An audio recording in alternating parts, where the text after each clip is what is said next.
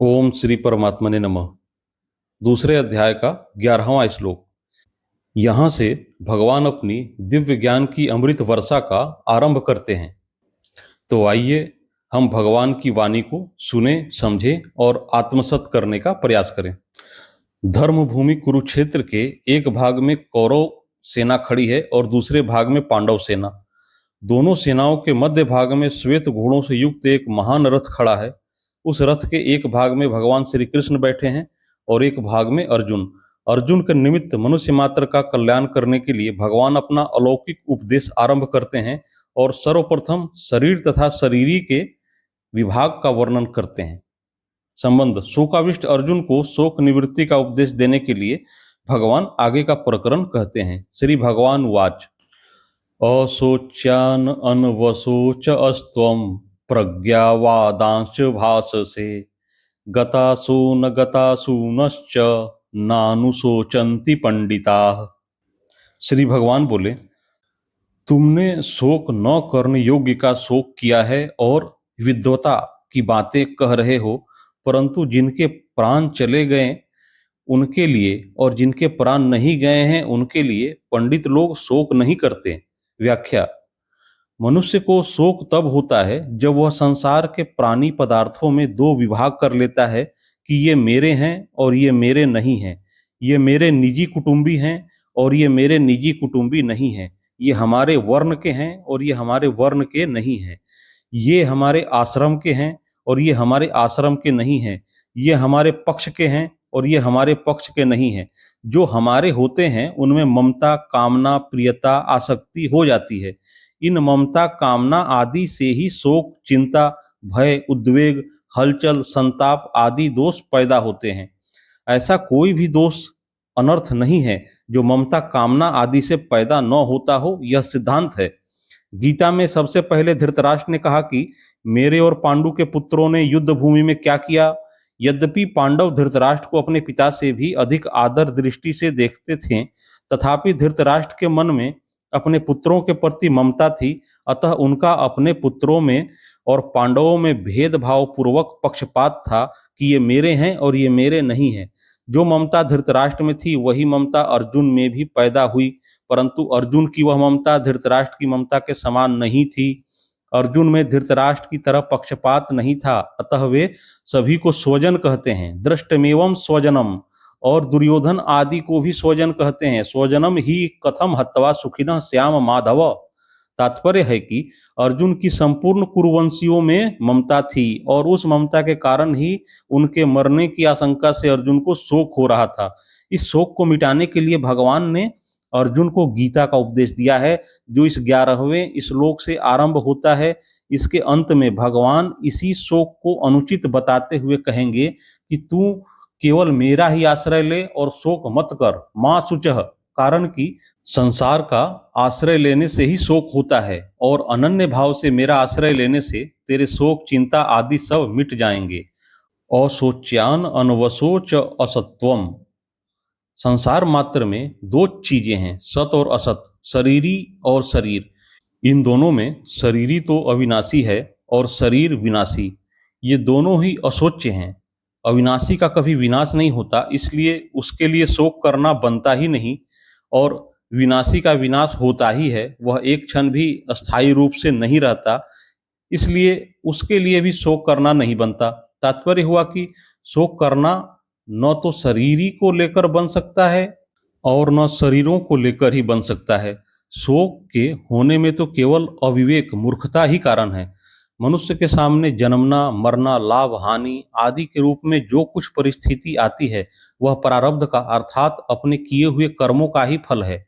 उस अनुकूल प्रतिकूल परिस्थिति को लेकर शोक करना, सुखी दुखी होना केवल मूर्खता ही है। कारण की परिस्थिति चाहे अनुकूल आए चाहे प्रतिकूल आए, उसका आरंभ और अंत होता है, अर्थात वह परिस्थिति पहले भी नहीं थी और अंत में भी नहीं रहेगी।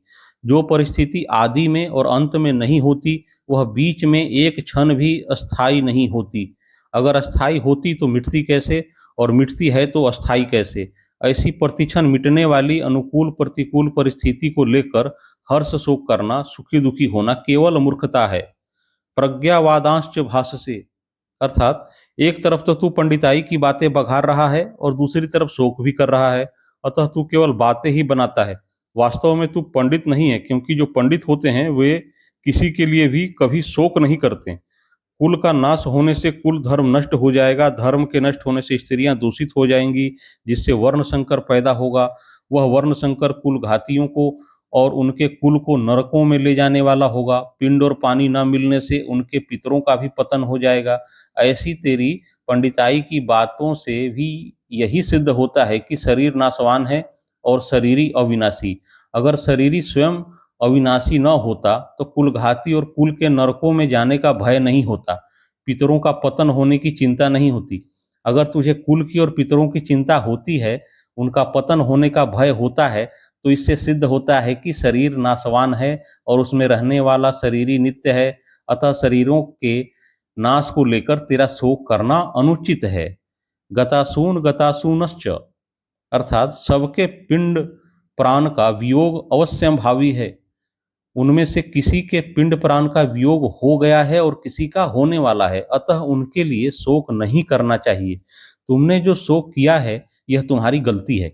जो मर गए हैं उनके लिए शोक करना तो महान गलती है, कारण कि मरे हुए प्राणियों के लिए शोक करने से उन प्राणियों को दुख भोगना पड़ता है। जैसे मृत आत्मा के लिए जो पिंड और जल दिया जाता है वह उसको परलोक में मिल जाता है, ऐसे ही मृत आत्मा के लिए जो कफ हैं, आंसू बहाते हैं, वे मृत आत्मा को परवश होकर खाने पीने पड़ते हैं। जो अभी जी रहे हैं उनके लिए भी शोक नहीं करना चाहिए। उनका तो पालन पोषण करना चाहिए, प्रबंध करना चाहिए। उनकी क्या दशा होगी, उनका भरण पोषण कैसे होगा, उनकी सहायता कौन करेगा, आदि चिंता शोक कभी नहीं करने चाहिए, क्योंकि चिंता शोक करने से कोई लाभ नहीं है। मेरे शरीर के अंग शिथिल हो रहे हैं, मुख सूख रहा है, आदि विकारों के पैदा होने में मूल कारण है शरीर के साथ एकता मानना। कारण कि शरीर के साथ एकता मानने से ही शरीर का पालन पोषण करने वालों के साथ अपनापन हो जाता है, और उस अपनेपन के कारण कुटुंबियों के मरने की आशंका से अर्जुन के मन में चिंता शोक हो रहे हैं, तथा चिंता शोक से ही अर्जुन के शरीर में उपयुक्त विकार प्रकट हो रहे हैं।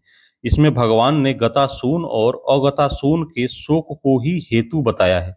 जिनके प्राण चले गए हैं वे गतासून हैं, और जिनके प्राण नहीं चले गए हैं वे अगतासून हैं।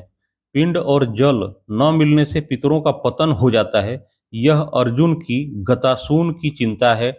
और जिनके लिए हम राज्य भोग और सुख चाहते हैं वे ही प्राणों की और धन की आशा छोड़कर युद्ध में खड़े हैं, यह अर्जुन की अगतासून की चिंता है। ये दोनों चिंताएं शरीर को लेकर ही हो रही हैं, अतः ये दोनों चिंताएं धातु रूप से एक ही हैं, कारण कि गतासून और अगतासून दोनों ही नाशवान हैं। गतासून और अगतासून इन दोनों के लिए कर्तव्य कर्म करना चिंता की बात नहीं है। गतासून के लिए पिंड पानी देना, श्राद्ध तर्पण करना यह कर्तव्य है, और अगतासून के लिए व्यवस्था कर देना, निर्वाह का प्रबंध कर देना यह कर्तव्य है। कर्तव्य चिंता का विषय नहीं होता, प्रत्युत विचार का विषय होता है। विचार से कर्तव्य का बोध होता है और चिंता से विचार नष्ट होता है। नानुशोचंति पंडिताः, अर्थात सत असत विवेकवती बुद्धि का नाम पंडा है। सत असत विवेकवती बुद्धि का नाम पंडा है। वह पंडा जिनकी विकसित हो गई है, अर्थात जिनको सत असत का स्पष्टतया विवेक हो गया है, वे पंडित हैं। ऐसे पंडितों में सत असत को लेकर शोक नहीं होता, क्योंकि सत को असत मानने से भी शोक नहीं होता और असत को सत मानने से भी शोक नहीं होता। स्वयं सत स्वरूप है और बदलने वाला शरीर असत स्वरूप है। असत को सत मान लेने से ही शोक होता है, अर्थात ये शरीर आदि ऐसे ही बने रहें, मरे नहीं, इस बात को लेकर ही शोक होता है। सत को लेकर कभी चिंता शोक होते ही नहीं। परिशिष्ट भाव, एक विभाग शरीर का है और एक विभाग शरीरी, शरीर वाले का है। दोनों एक दूसरे से सर्वथा संबंध रहित हैं, दोनों का स्वभाव ही अलग अलग है। एक जड़ है, एक चेतन, एक नाशवान है, एक अविनाशी, एक विकारी है, एक निर्विकार। एक में प्रतिक्षण परिवर्तन होता है और एक अनंत काल तक ज्यों का त्यों ही रहता है। शरीर और शरीरी दोनों ही अशोच्य हैं। शरीर का निरंतर विनाश होता है, अतः उसके लिए शोक करना नहीं बनता, और शरीरी का विनाश कभी होता ही नहीं, अतः उसके लिए भी शोक करना नहीं बनता। शोक केवल मूर्खता से होता है। शरीर की निरंतर सहज निवृत्ति है और शरीरी की निरंतर सबको प्राप्त है। शरीर और शरीरी के इस विभाग को जानने वाले विवेकी मनुष्य मृत अथवा जीवित किसी भी प्राणी के लिए कभी शोक नहीं करते। उनकी दृष्टि में बदलने वाले शरीर का विभाग ही अलग है और न बदलने वाले शरीरी अर्थात स्वरूप की सत्ता का विभाग ही अलग है। गीता का उपदेश शरीर और शरीरी के भेद से आरंभ होता है। दूसरे दार्शनिक ग्रंथ तो आत्मा और अनात्मा का इदंता से वर्णन करते हैं, पर गीता इदंता से आत्मा अनात्मा का वर्णन न करके सबके अनुभव के अनुसार देह देही शरीर शरीरी का वर्णन करती है। यह गीता की विलक्षणता है। साधक अपना कल्याण चाहता है तो उसके लिए सबसे पहले यह जानना आवश्यक है कि मैं कौन हूँ। देह और देही का भेद स्वीकार करने से ही कल्याण हो सकता है। जब तक मैं देह हूँ यह भाव रहेगा तब तक कितना ही उपदेश सुनते रहें, सुनाते रहें, साधन भी करते रहें, कल्याण नहीं होगा। जो वस्तु अपनी ना हो उसको अपना मान लेना और जो वस्तु वास्तव में अपनी हो उसको अपना न मानना बहुत बड़ी भूल है। अपनी वस्तु वही हो सकती है जो सदा हमारे साथ रहे और हम सदा उसके साथ रहें। शरीर एक क्षण भी हमारे साथ नहीं रहता और परमात्मा निरंतर हमारे साथ रहते हैं। कारण कि शरीर की सजातीयता संसार के साथ है और हमारी अर्थात शरीरी की सजातीयता परमात्मा के साथ है। इसलिए शरीर को अपना मानना और परमात्मा को अपना ना मानना सबसे बड़ी भूल है। इस भूल को मिटाने के लिए भगवान गीता में सबसे पहले शरीर शरीरी के भेद का वर्णन करते हैं और साधक को उद्बोधन करते हैं कि जिसकी मृत्यु होती है वह तुम नहीं हो, अर्थात तुम शरीर नहीं हो, तुम ज्ञाता जानने वाले हो। शरीर ज्ञेय जानने में आने वाला है। तुम सर्वदेशीय हो, नित्य सर्वगतः, येन सर्वमिदं ततम। शरीर एक देशीय है, तुम चिन्मय लोक के निवासी हो। शरीर जड़ संसार का निवासी है, तुम मुझ परमात्मा के अंश हो। ममै वांसो जीव लोके। शरीर प्रकृति का अंश है, तुम निरंतर अमरता में रहते हो।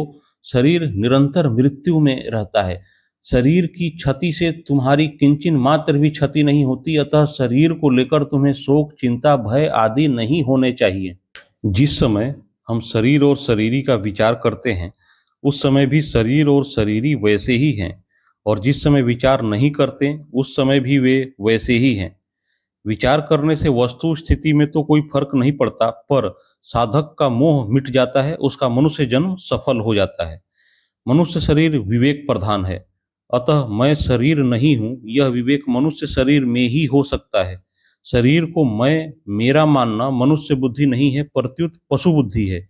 इसलिए श्री सुखदेव जी महाराज राजा परीक्षित से कहते हैं, त्वम तु राजन मरिष्येति पशु बुद्धि मीमां जहि, न जातः प्रागभूतवद्य देहवत्वम न गच्छसि। हे राजन, अब तुम यह पशु बुद्धि छोड़ दो कि मैं मर जाऊंगा। जैसे शरीर पहले नहीं था, पीछे पैदा हुआ और फिर मर जाएगा, ऐसे तुम पहले नहीं थे, पीछे पैदा हुए और फिर मर जाओगे, यह बात नहीं है। नारायण नारायण नारायण। शेष अगली वीडियो में। कृपया इस चैनल को सब्सक्राइब कर लें ताकि कोई भी वीडियो मिस ना हो। आप सभी को प्रणाम।